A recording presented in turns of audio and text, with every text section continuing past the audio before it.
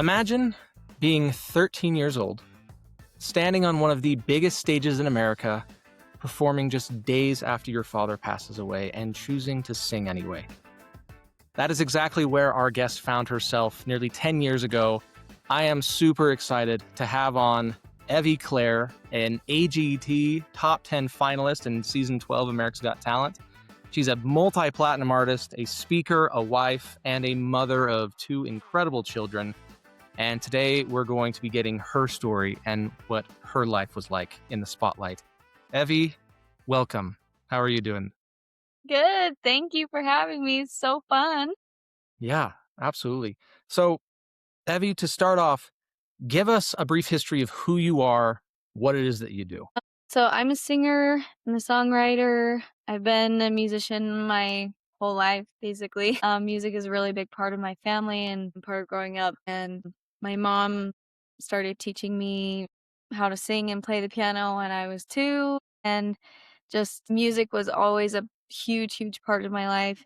And so when I think I was like I started writing music as soon as I could talk and just, make stuff up, but I released my first song and, truly wrote and released my first song when I was 8 and started a YouTube channel and just performed locally and tried to do as much stuff as I can, and then when I was 13, I made it onto America's Got Talent, and that just catapulted me into the music industry, and I have since created several albums and um, toured and released music um, and then in 2021 I got married and now I have 2 kids and I still perform.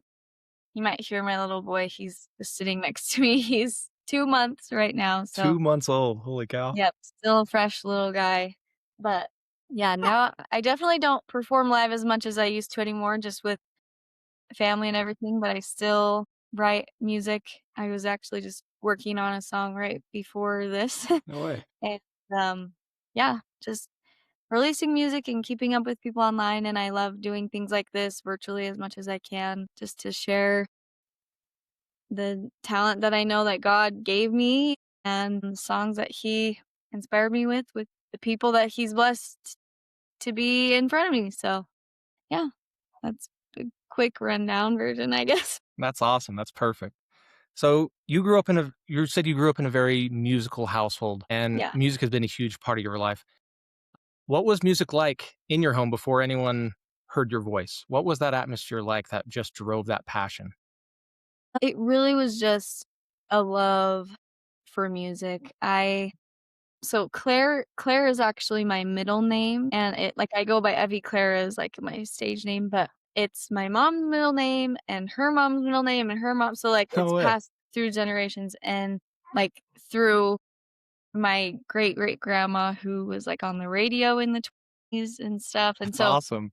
my musical genes kind of pass through all of the Claires, and so, I have a really not just my mom and my siblings, but, all of my extended family is really musical as well, and so, music for me was just kind of like a way of life, and I remember going to school, starting kindergarten, and at that point, I was already playing the piano and singing and making up songs and stuff, and, I would tell my friends and my teachers about it, and they were like, "What?" Like, basically just like, "Okay, whatever," you know? Mhm. For me, it was just so normal, and, like, we would any family get-togethers, we would all sit around the piano and sing, any parties, it was a karaoke party as well, that's just it's just how it was all the time, it was very normal to be singing all the time and creating music. That sounds like a very loud house. Yes. Oh, that sounds like so much fun. I love that. I absolutely love that. So, in those early you've been writing songs since what? You were how old? I think the first, recorded the first documented song that I ever wrote, I was 5. 5 years old. Yeah, Holy so, cow. when I could write letters, I knew, okay, I knew I was playing, a C chord, so then I wrote a C on the page, and then a G chord, and I could write a G on the page, and then my mom helped, like, spell out all the words to the song that I wrote, but, yeah, I Wow. think that's, like, the first song I ever wrote down on So you weren't just paper. writing lyrics, you were, like, composing chords at Yeah. 5. Holy cow. I have a 5-year-old sister, and I'm trying to, like, picture her What being able to do that. I'm like, that is incredible. And then you said earlier you released your first. You like, was it your first release at, like, 8? Mhm. So you're a Yeah, published artist before you're even 10 years old. yeah. And again, like, it sounds crazy to say that, but also just, like, as a kid, like, that was just super normal. It was like, yeah, like, that's just what we do, and my mom taught private voice and piano lessons from our house my whole childhood, and so my house was always also filled with students and, like, kids my age and, ranging from my age to 18 or whatever, also doing these things, and so, like, there wasn't really anything out of the ordinary about it. It was just like, "Oh, yeah, like, my cousins write songs, and, these kids in my house learn how to play the piano and sing and make YouTube videos and stuff, like, that's what I wanna do," and so that's what I did. Wow. That's awesome. That sounds like such a fun childhood, honestly. Very Lot fun. of music involved in that one. And so music is a huge part of your life. You start publishing songs, you're writing your own stuff, which is a huge skill. Like, that's so amazing that you're doing that at such a young age. And then you get a little older. So at 13, you go on to America's Got Talent. When was the first time you had this seedling of an idea? It's like, hey, maybe I should try out for this. Um, I actually auditioned for America's Got Talent, I think I was, like, 8 or 9 the first time I auditioned, um, and then I auditioned every year after that, like, I would send in videos, like, my mom, um I mean, a lot of this is, like, there are a lot of talented kids out there too, but a lot of them just don't have opportunities to ever be heard, and so, I do owe a lot of my success and opportunities to my mom as well, because she was just like, "Yeah, like, if this is what you wanna do," like, she went out and she found competitions for me, and she filmed videos of me singing and sent them in to AGT, like, let me start a YouTube channel, everything like that. So she, like, sought out these opportunities and created them for me. But yeah, like, so I started auditioning for America's Got Talent. I think we went to Las Vegas. I think I was like 8 or 9, and it was always for, like, the producers. I never made it in front of the judges. Like, I would always just get cut before making it in front of the judges, and I did that for all those years leading up to that, and then in 2016 was when my dad was diagnosed with cancer, and that was actually the first year that I didn't audition, and I just, like, had no like, I didn't even think about it, it wasn't on my mind, and my mom was now obviously busy and just taking care of my dad and trying to figure everything out, and so it wasn't really in the sights at all, but in October of 2016, a producer from America's Got Talent just found my YouTube channel and reached out to my mom and said, "Hey, would Evie like to audition for the show?" He's like, "I think she could do really well," and my mom was like, "What? Like, that's crazy. We're kind of going through a, like, crazy time right now," and my dad was like, "You are doing this. Like, you have always dreamed of doing this. And, like, this is your chance. Like, if there's any shot for you to ever get on the show, it's gonna be by a producer, like, recruiting you to, you know, be on."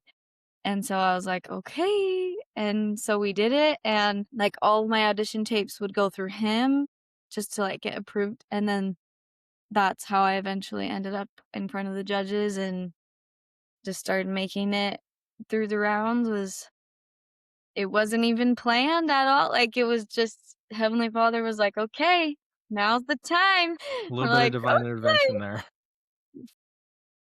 Wow. With those first few times, like, did you ever get discouraged? Like, ah, maybe this isn't gonna work out. Maybe I shouldn't go back. I'm sure I did, but I don't really have, like, any memory of feeling that way.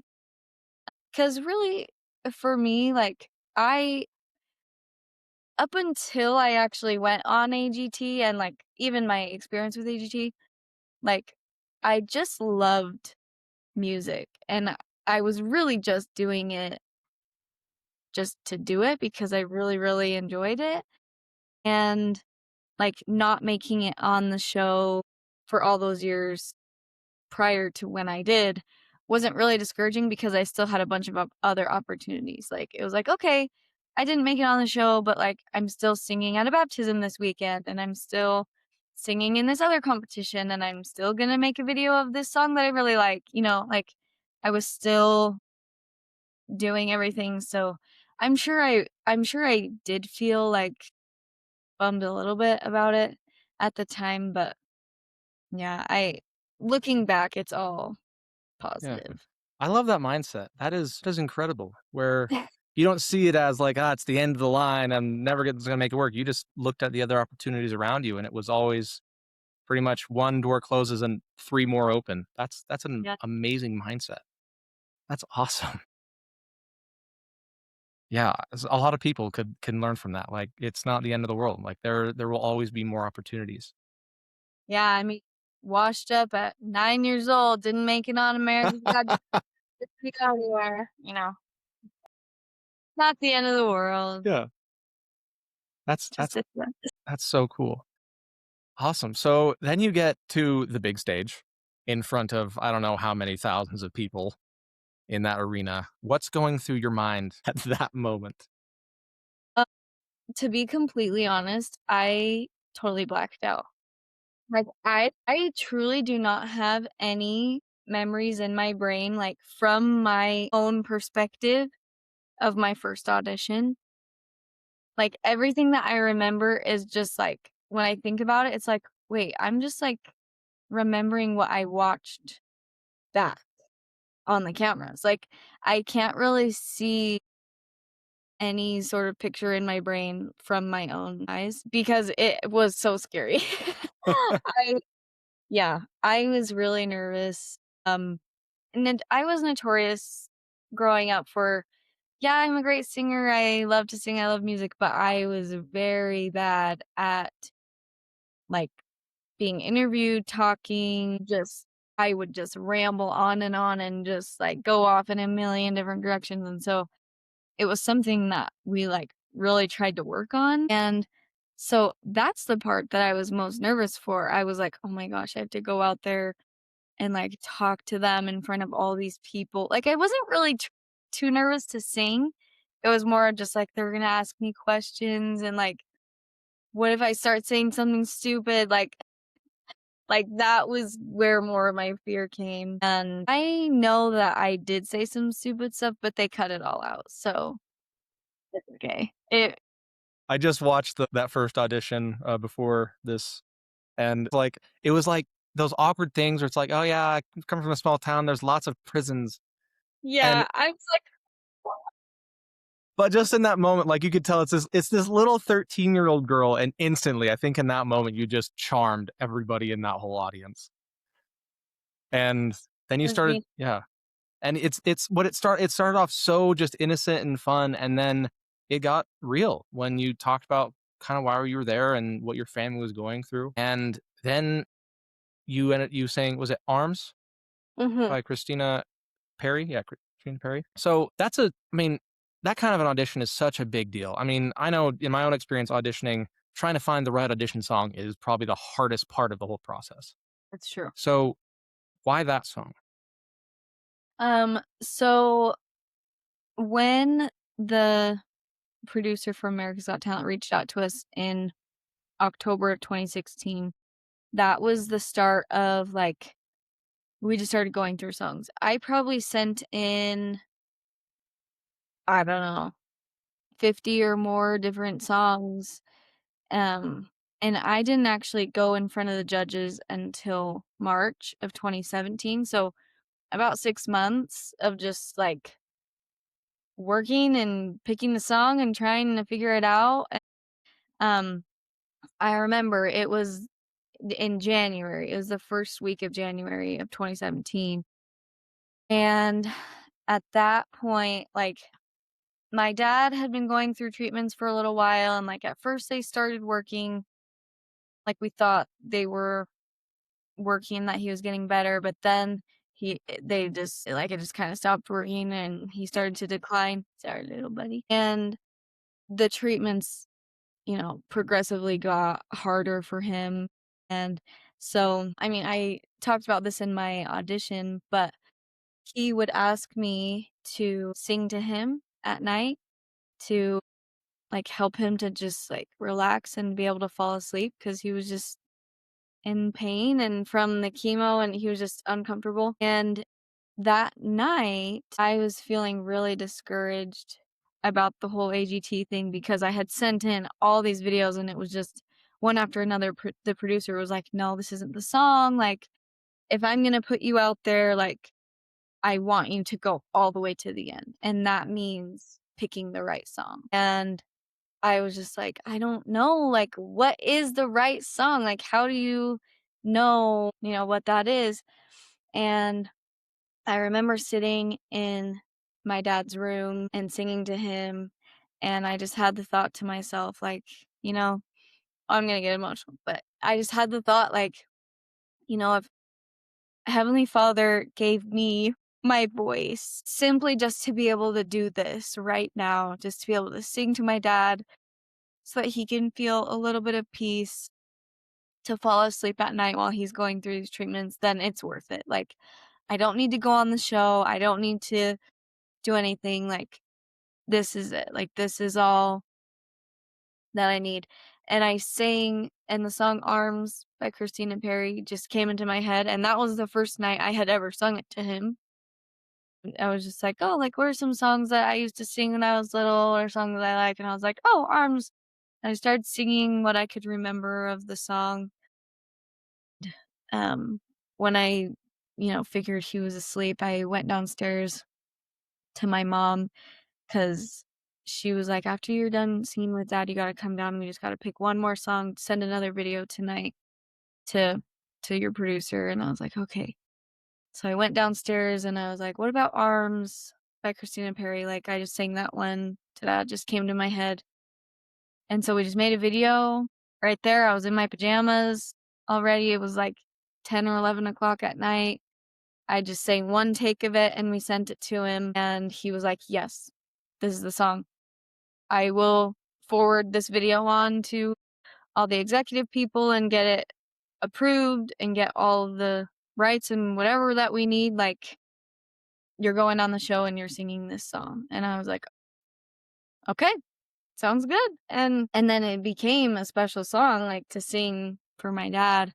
And then, eventually I was able to share a little bit of that story on the show and share the song. But now it's just like a huge piece of my heart. But there are videos of me singing that song on YouTube when I was like 7 years old. Like, and there's videos of me dancing to that video when I was little. Like, it was just a song. It wasn't necessarily always like my favorite song in the world, but it was just one that I sang and danced to and loved, and then eventually became part of my story. Thank you. Thanks for sharing that. That's yeah.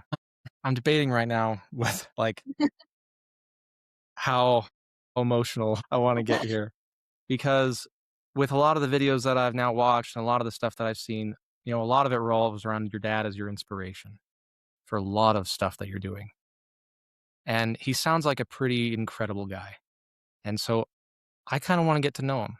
So what can Yeah. you tell me about your dad? My gosh, he is hilarious. My mom just sent our whole family. She was able to get like a bunch of like film and tapes of my dad when he was in high school and digitize them and like sent them all to our family. And they are just hilarious. Like, he's just the most off the wall content in those.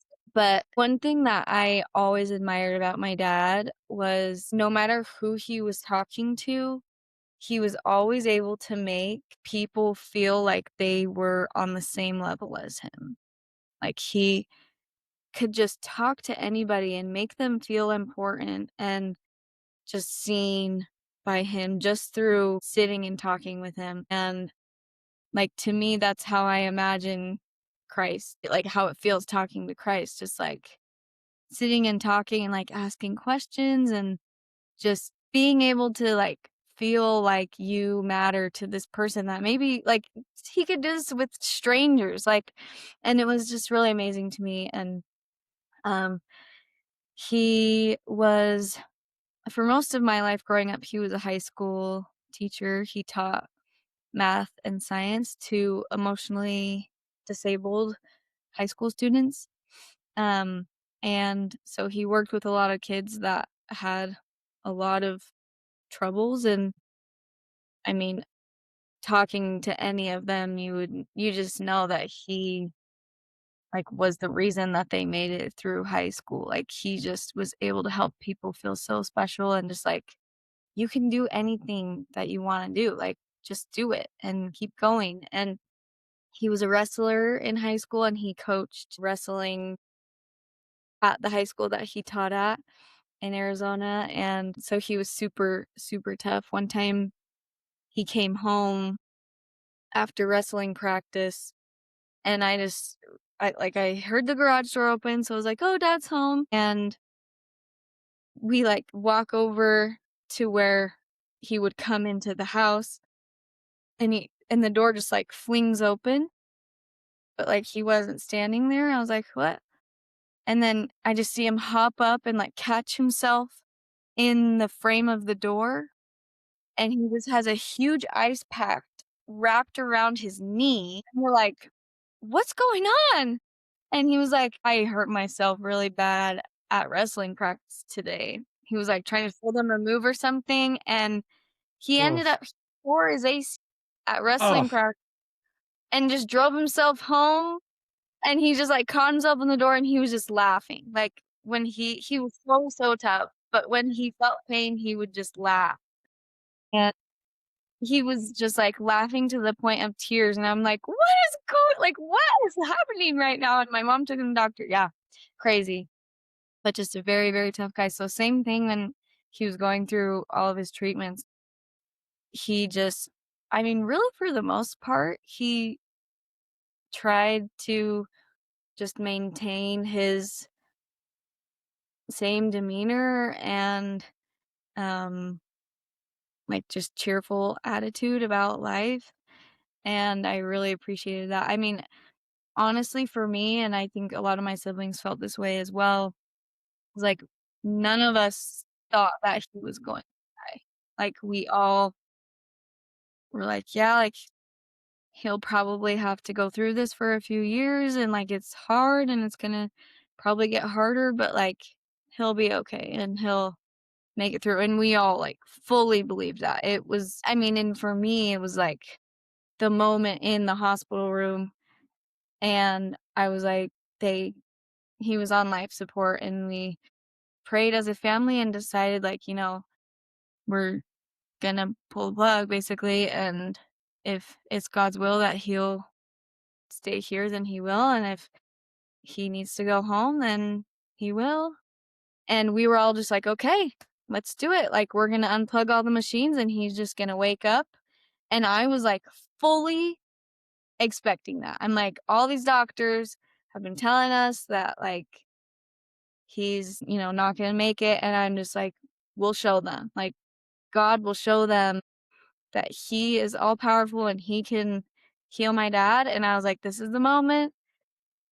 And then he passed away. And I was like, what the heck? Like, how did this happen?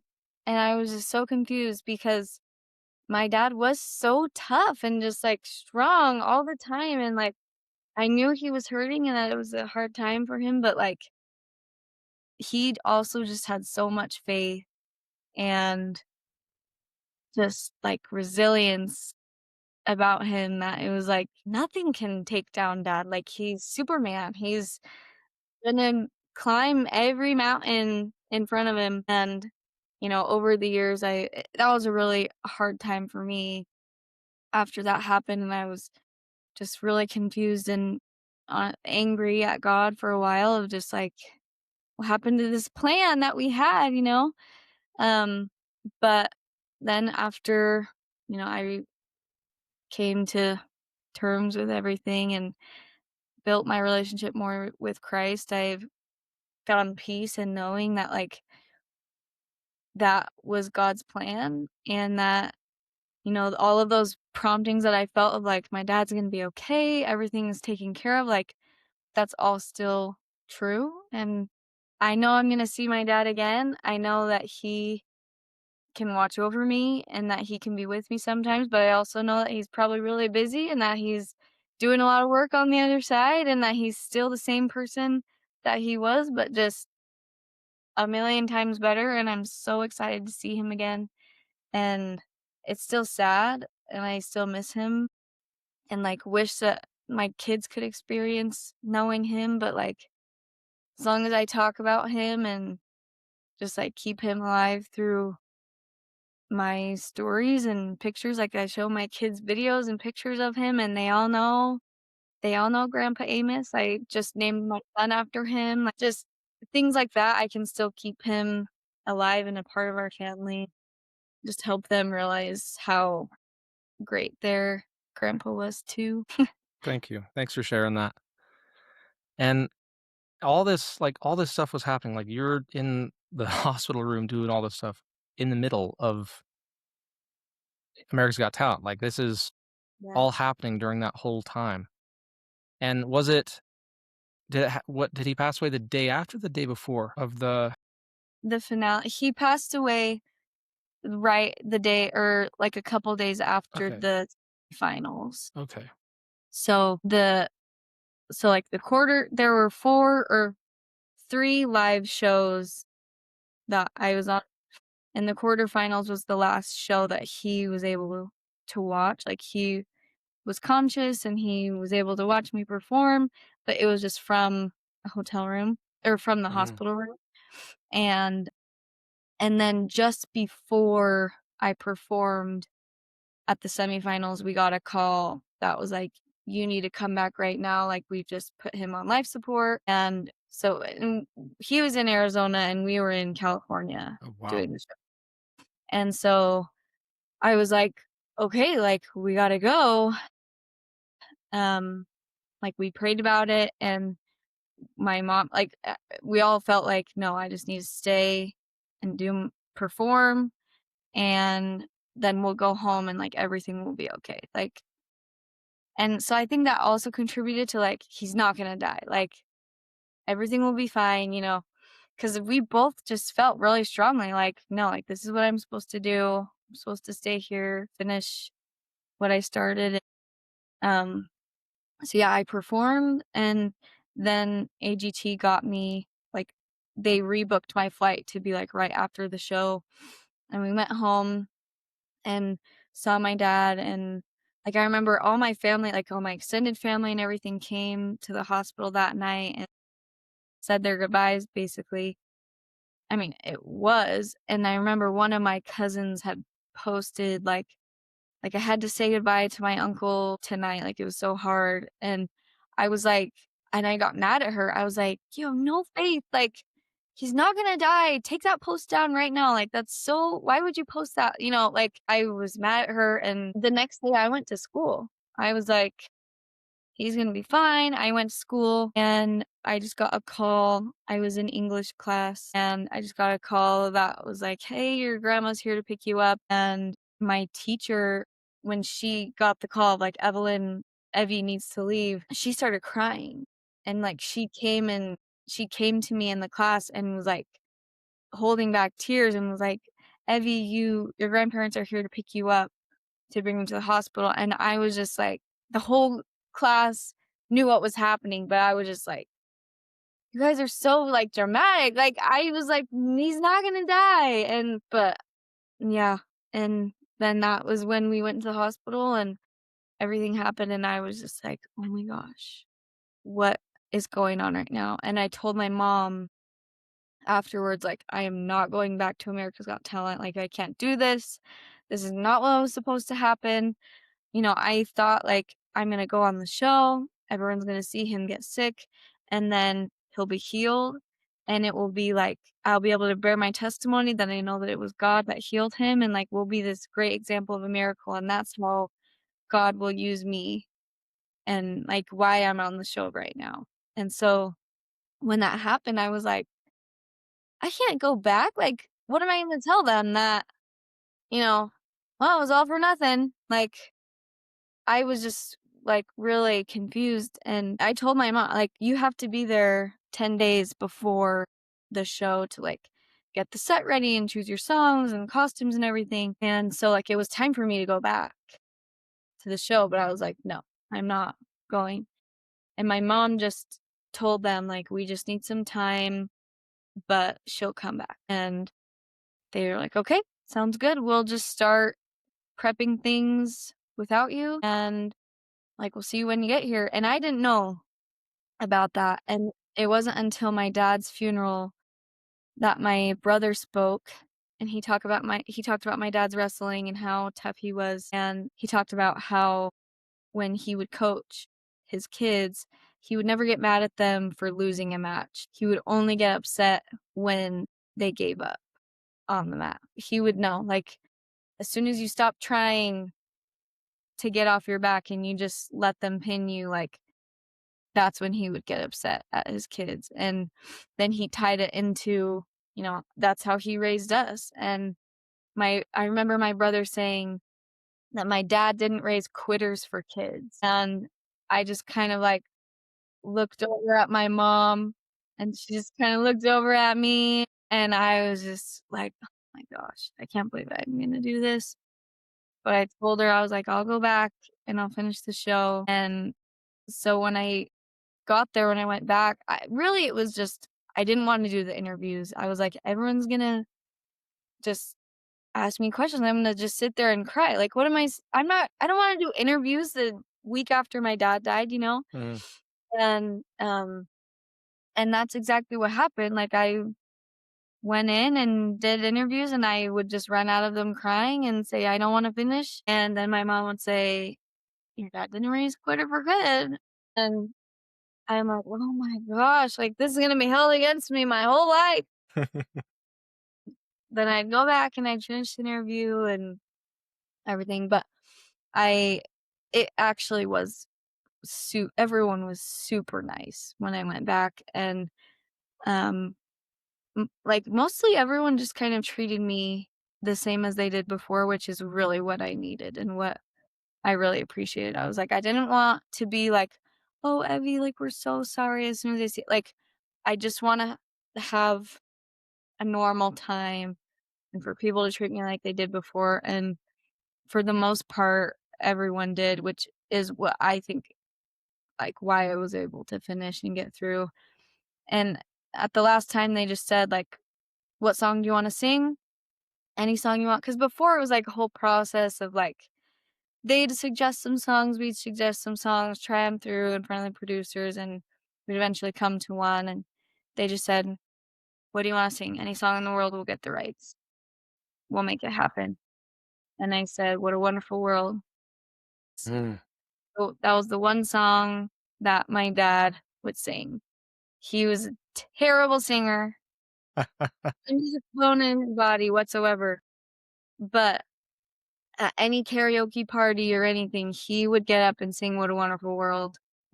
Some of my favorite memories of him, because he would do it in, like, the growly Louis Yeah. Armstrong, and, so I was like, "Yeah, that's what I'm doing. I'm not here to do a big flashy number to win the show. I'm just here because I'm not a quitter. I'm gonna finish what I started, and I'm gonna do it for my dad, and then I wanna go home." And that's what I did, and it was super crazy. And right after the show, I started doing shows, touring all around the US, and that was insane, but I am glad that I went back and just finished what I started, because I definitely could have left and everybody would have understood, but I I think that's the real reason why I was on the show at that time, just to help people who can relate to that and relate to loss and pain, because everybody experiences pain and heartache in their life, and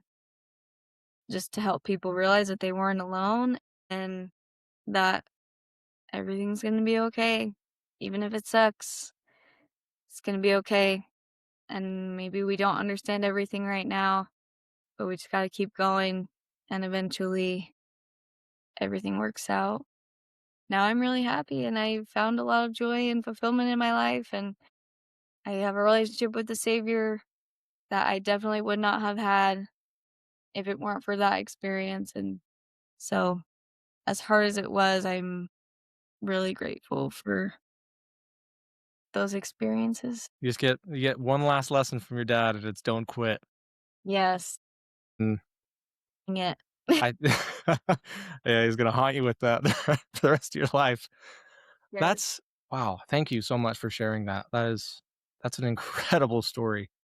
And you bring up a really powerful point where it's like, you feel like we have the faith and this is gonna be like convert everybody story. It's like our faith, we saved my dad, and you have this big finale number. You're on the biggest stage. You get to share this story with everybody. Yeah, And how cool is instead, that was yeah, such a good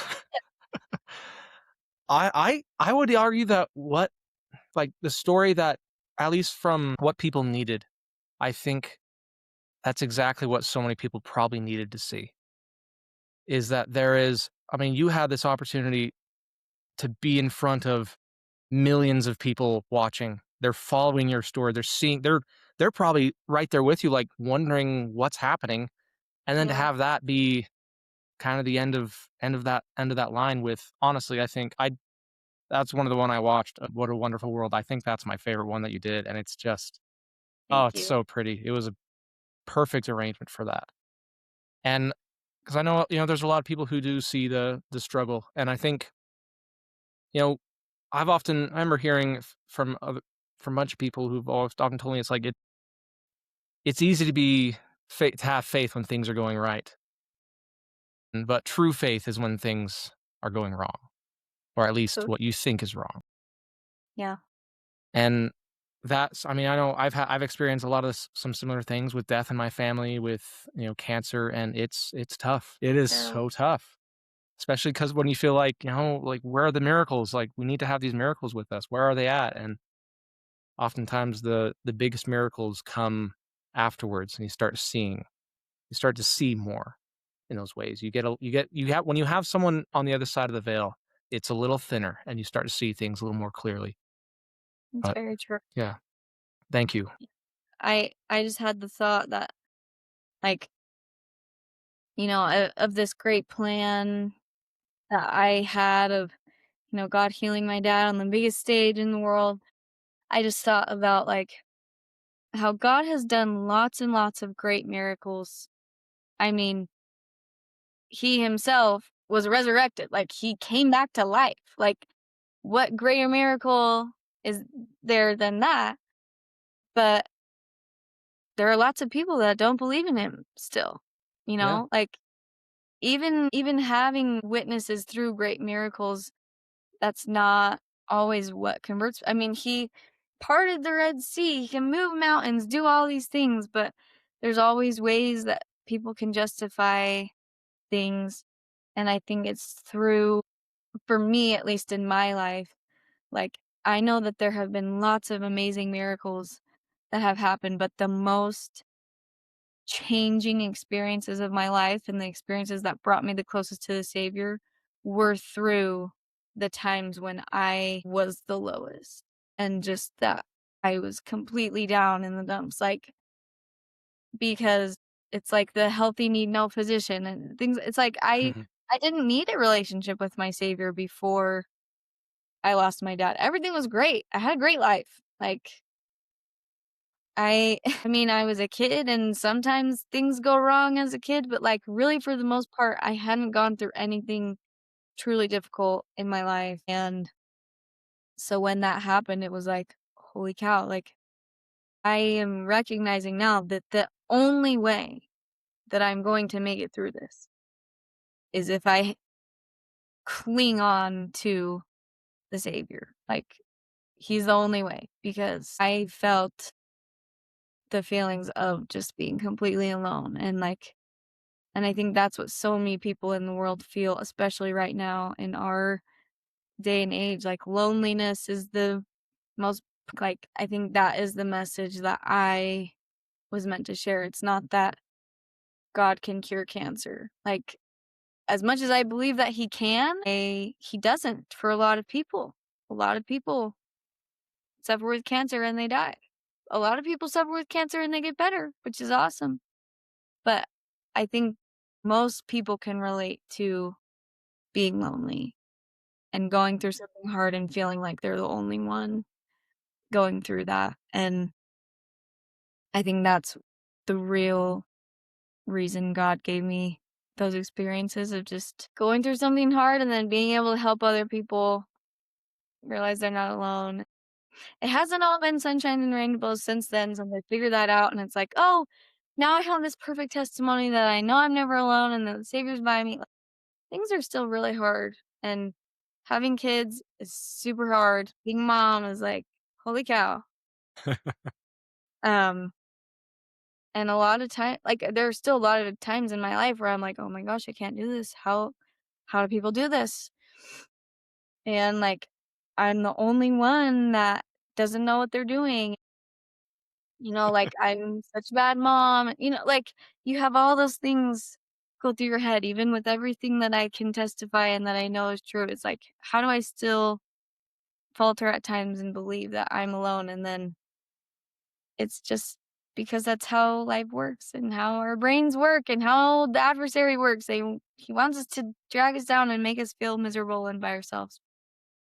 Then I think back and I realize, no, I've been here before and you just gotta keep on keeping on and everything works out for Amen. the Yeah. best. So let's pivot now a little bit. You touched on it very briefly of the post AGT experience, going on tour and now going from like an AGT known voice. Now you're a touring artist. You're getting more involved in that music industry, which comes with a lot of interesting curveballs of what people expect from you. So Yes. dive into a little bit about that. What was like the first moment after your experience on AGT where you had to make a decision between potentially more money, more fame, or the things that you believed in? I mean, the first experience was right after the show. I was approached by a few different labels and just, like, talent agencies and everything like that, and I, sat down with these agents and producers and everybody with my mom, and we read through contracts, and a lot of them just didn't feel right. Like, some of them, there wasn't a specific reason that we said no, but there were a few that we talked to that, like, seemed really exciting that we had further meetings with, and one in particular was they wanted me to get into acting, and they're like, "Yeah, like, you could be a Disney star, child star, like, start going down that avenue." And I was like, "That would be so cool." Like, I was pretty interested in that, and we were talking to them about it, and I had just basically came to this conclusion myself, and I told my mom of like, "Yeah, like, I would really wanna do this, but, like, if they're gonna represent me and everything, I wanna be able to screen all of the gigs and auditions or whatever that they give me so that whenever I am, like, portraying a character or in any type of project, that it has positive messaging and that, like, I'm never portraying something that I don't believe." And so my mom was like, "Okay." And we went back into another meeting with them, and I told them this, and, like, their faces, like, I just remember them staring at me like, "What are you talking about?" Like like, "That does not make any sense." And I was just like, "Yeah, like, I don't ever wanna play a character that, like, believes things that I don't believe." And they were just like, "That's not a thing. Like, you can't just pick and choose, like, in this world, like, you just have to take everything that comes to you so you can build and, get." And I was just like, "No," like, and this is little 13-year-old me, like, just, Talking to like, these big Hollywood executives. yeah, I'm just like, "No, this is just how it is." Like, I don't wanna be a mean girl, on screen. And then they were just like, "Okay, whatever." So then obviously that one did not work out, and we didn't continue down that avenue, and I ended up just staying as an independent artist.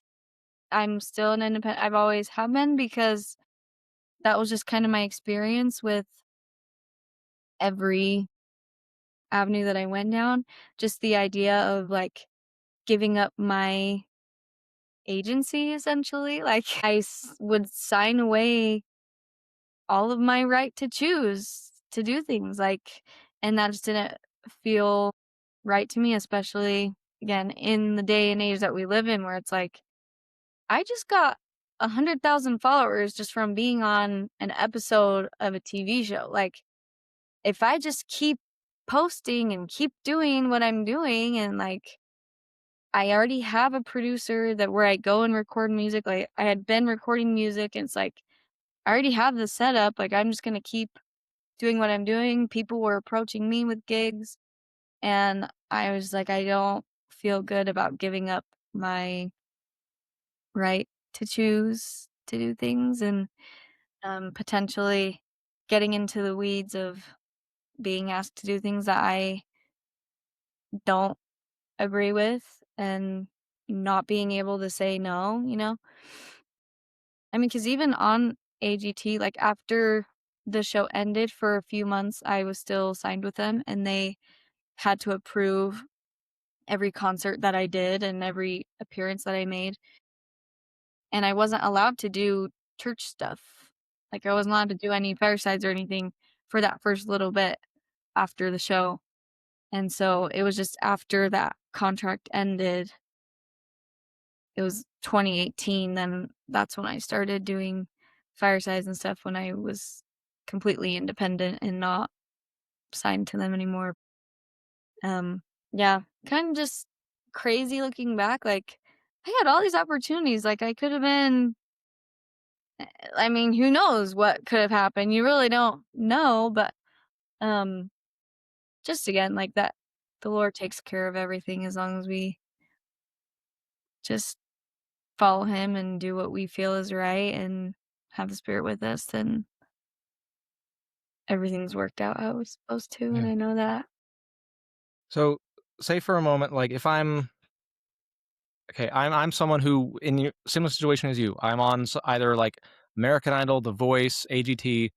I get to a point where people start approaching me with contracts, and I know that there are going to be some I need it like that's not going to work out. I want to hold true to what my standards are, but you're going to get pressure from these people. What advice do you have to people like that? I would just say truly that was the right answer for me was to not sign with these any of these agencies that had approached me, but really it's just you know your standards and you know that God has a plan for you.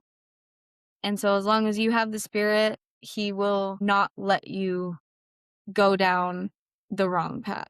You know, like He will create a path for you that is right. And for me, that was not signing and staying as an independent artist, but there are plenty of members of the church that are signed to agencies and that go on and do things that, you know, can stay true to their covenants and, still have a relationship with Jesus Christ. So like I think it's kind of just a situation of like there's not a one size fits all answer, but just ultimately have the Spirit and everything will be okay. I I got my patriarchal blessing right before I went on the show. And oh, actually no, I got it right before AGT contacted me. So I Real it quick, was like, what is a patriarchal blessing? oh yeah, my patriarchal blessing just like uh a guidance for my life. It's a blessing that you can choose to get as a member of the Church of Jesus Christ of Latter-day Saints. And um it's basically just a roadmap for your life that Heavenly Father gives you. It's pretty amazing. Um, and I got it right before I was approached by America's Got Talent, and in it said like that I would travel the world and share music, and it said to me specifically to make it a life goal to always have the spirit with me and that I would always be able to like know which path was right and that I would be protected physically in all of the traveling that I would be doing in my life if I had the spirit. And I was like, "What the heck?" At that point, I had never even been on an airplane in my life. I was like, "What in the world? Like, this is crazy." And then it was, like, soon after that that America's Got Talent happened, and I started traveling all around the US doing shows and all of these different things happening, and I am so grateful for that guidance of just have the spirit and you'll be protected, and that has always been hold on, let me grab it. Yeah. Ooh. One thing that you've been able to do, so a lot of AGT contestants, they have their big moment. Honestly, this is for any of those shows like that. They have their big moment, their audition goes viral, everything goes crazy, and then you never hear from them again. You've been able to stay on top of that pretty well and maintain your following, and you're consistently putting out music. What's the secret? Honestly, that's very nice of you to say because I feel like I could have done better. But I think for me, it was really just a matter of like I just enjoyed it and and truly there came a time when I stopped enjoying it anymore and that's when I stopped being as consistent. And like because after I was on the show, you know, and my dad had passed away and I started touring and, performing, like it got really hard and like there was parts of it that I loved, but there were also it was super difficult emotionally and mentally and like there was a time where like I told my mom I was like this is the last show that I'm doing. I said that several times, but one of the times I was like this is the last show, like I'm not doing this anymore. I can't do it. It's too hard. And then my mom was like, "Okay, fine." It was right before Christmas. And then that Christmas, we decided to go up to Idaho to visit my grandma, my dad's mom. And when we visited her, my grandma was like, "Hey, since you're here, I got you a, performance at your dad's high school." And I was like, "Oh my gosh, like I don't want to sing anymore. Like I don't want to do this. It's too hard." And but of course I told grandma like, "Yeah, okay, sounds good." And it was at that performance that I met my husband. And so, yeah, it was at that game, I sang at a basketball game, and I met my husband, and he came up to me and was like, "Yeah, our parents went to high school together, like, will you sign my basketball?" And I told my mom that night, like, "I'm gonna marry him." And she was like, "Okay."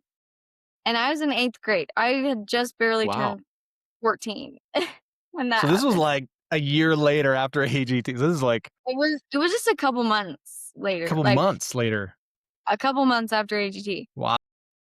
So, yeah, super crazy, but really for me, like, continuing performing and staying consistent, like, it's really just been different phases of my life. I've done it more and or less, and I think that's why it's worked out, like, because there were times where I felt burnt out, so then I would slow down and, numbers would go down or whatever, but, like, it does affect me, and I'm like, "Oh, no," like, whatever, but I try to just, in situations like this where it's like I'm putting my family first, I have 2 kids now, I'm doing things like I'm not as active in everything as I once was at other times, but, like, it's all just phases of life and Yeah.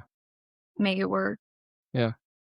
I mean, right now, what you're doing, like, you're balancing two very, very difficult things, which is music career and mother, Yeah. which are oftentimes at odds with each other in a Very lot true. of cases. And I know I've seen some videos where people tell us like, "Oh, what happened to Evie Clair? Where is she now?" And Yeah, like, they're almost saying it as if what you're doing, becoming a mother, is like a bad thing. Like, "Oh right. wow, she's dropped off. She's let herself go," which I think is so wrong. Yeah.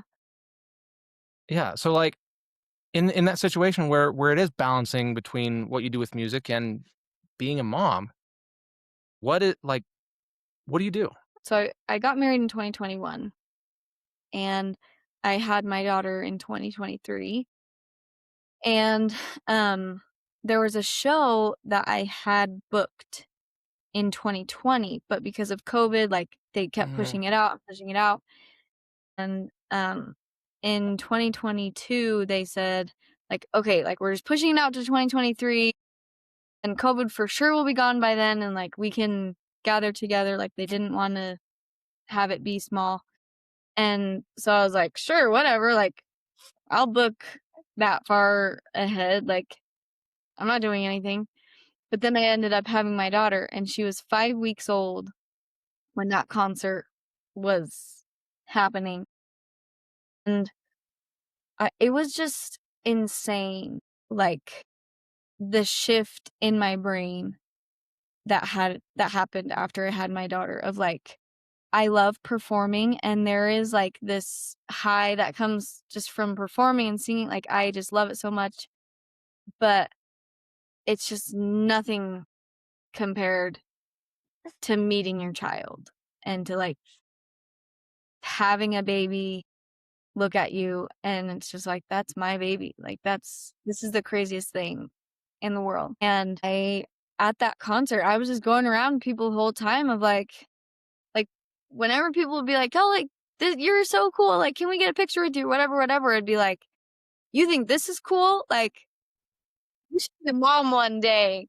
That's the best. Like, being a mom is the best thing I'll ever do." And I was just, like, telling that to everybody because I just realized I'm like, and that's something that anybody can accomplish is, like, being a parent. Like, it looks different for different people and, like, it's definitely a super, super hard job, and there are a lot of days, especially now that I have 2 kids, that it's just like, "Holy cow, like, this is super hard." But there truly is nothing like it of just there's just this love that God gives you instantly for his child that he's giving to you. It's like the most incredible thing you can do is create with God and just, like, take care of a person and a soul, and Heavenly Father would be like, "Yeah, like, I trust you to take care of this little person, and I don't know why because I have no idea what I'm doing, but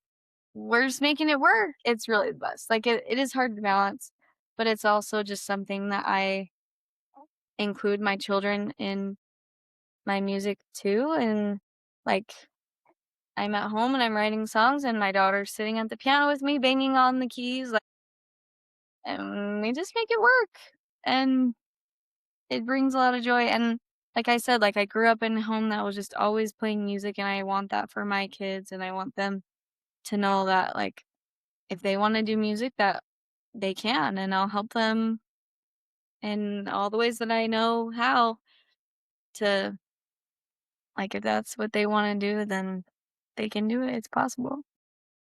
Create with God is probably the Yeah. coolest line of this whole episode. I So true. love that. That is true. And I mean, what you're doing, like with everything, like music is an act of creation. We can create this art, we do all this, but none of it compares to the act of being able to literally create life, which is, like you said, like this is the coolest thing ever. It's so cool. Forget about being a platinum artist. This is it right here. I love that. I love that so, so much. So to pivot a little bit to what your professional career has looked like over the last decade, you're a songwriter, you've released a ton of stuff. When it comes to, I guess, being an artist and being a songwriter and doing all this stuff, there are so many components that it takes to be an artist. Because it's not just about, oh, I wrote a song and I can sing, I can play the piano, I can do whatever, I can play whatever instrument. Now, as an artist, you're also dealing with, okay, I have to book a venue. I need to make sure their marketing is all done. I need to figure out a distributor. I got to mix everything. There's so much, Yeah. so much. What do you think if I'm someone who's wanting to get into the music industry and really start pushing my own music and grow as an artist? what do you think is the thing that you overlooked early on that you think is very important when you're starting out?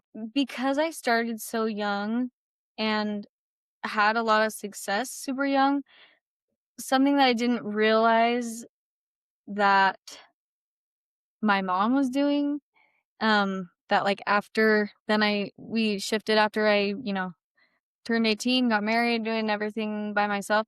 Like, after we shifted to just kinda like it's up to me, I didn't realize how much my mom, like, networked with people, Mm, and, like, I just kind of thought, like, "Oh, like, she does all of this by herself, and so, like, if I just for the next few years, just, like, watch her and, like, learn how she does things and, like all that stuff," I was like, "I can do this." And I kind of got humbled a little bit at different times, and especially I think it was last year, because last year was actually for the first time ever in my life, I booked a venue myself and, like, put together the whole concert all by myself.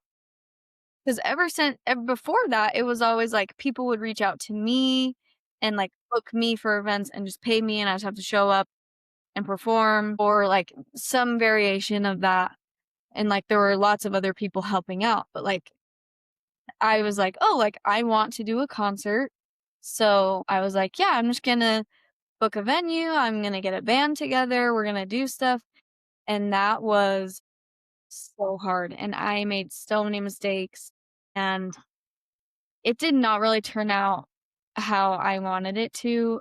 I was, like, pretty discouraged about it because I was like, "I put so much work into this." Like, it was so hard, but I think I just tried to do too much of it by myself. And it's hard because, like, being an independent artist means you have to grind and you have to do a lot by yourself.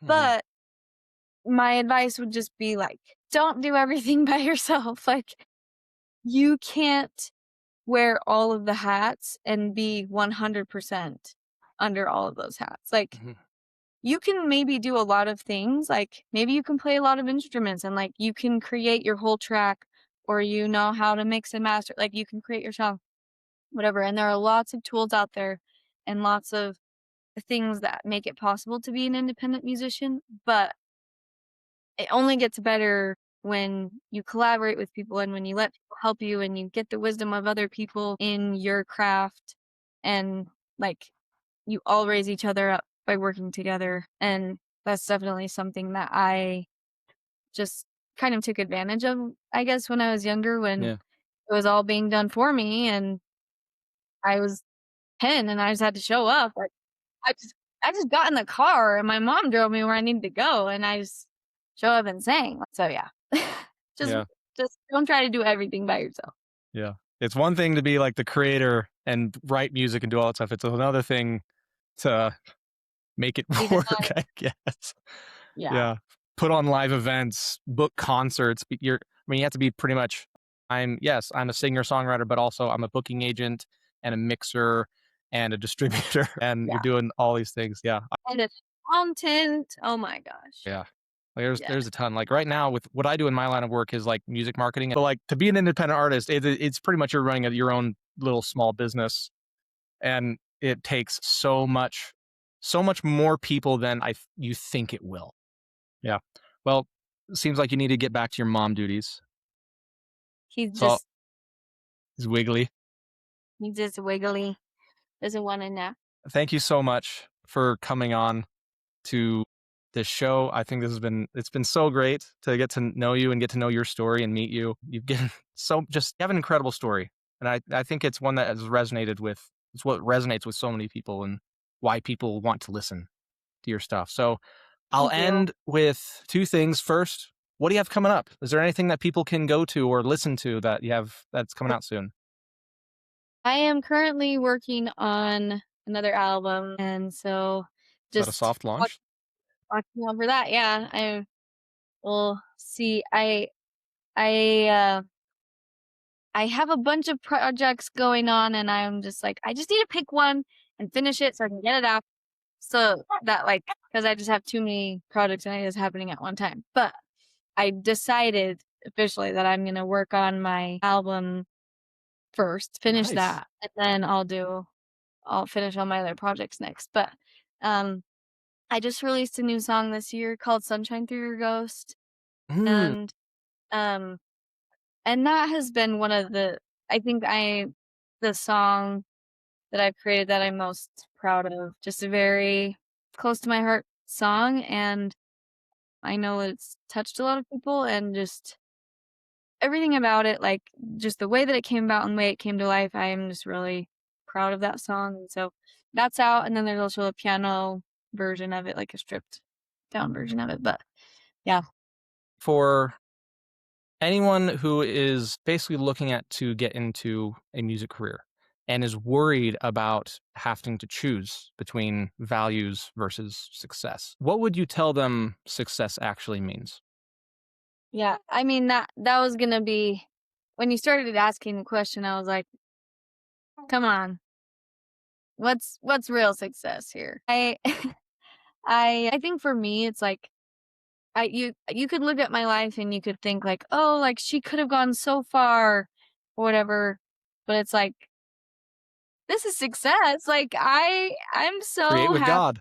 Yes, like success for me in my life has looked like when I just follow God's plan and follow the Spirit, and uh, sometimes it doesn't make sense at the time. There have definitely been a lot of hard choices that I've had to make, but it's all worked out, and God has you in His hands. I mean, I said it before, keep on keeping on. It's easy to say that, but and it's a lot harder to do, and I know it seemed like from saying that, like I said earlier, like, it seems from saying this, it's like, "Oh, she has this all figured out, like, she's so resilient and has such a strong testimony." And it's like, I do have a strong testimony of my Savior, Jesus Christ, and I know that He guides me and that He loves me, but I definitely do make a lot of mistakes and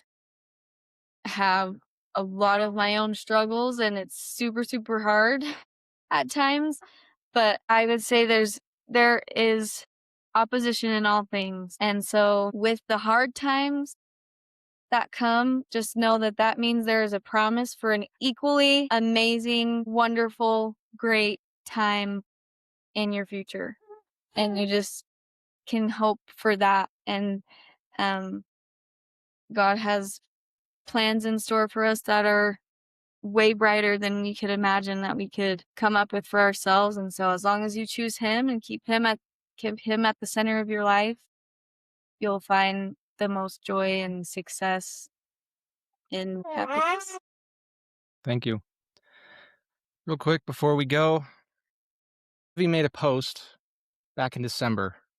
It says, "When I auditioned for America's Got Talent in 2017, they told me it could be the last few months I had with my dad, but he told me to go anyway. He was always my biggest fan, and he came with me as far as he could, telling me not to look back but keep going.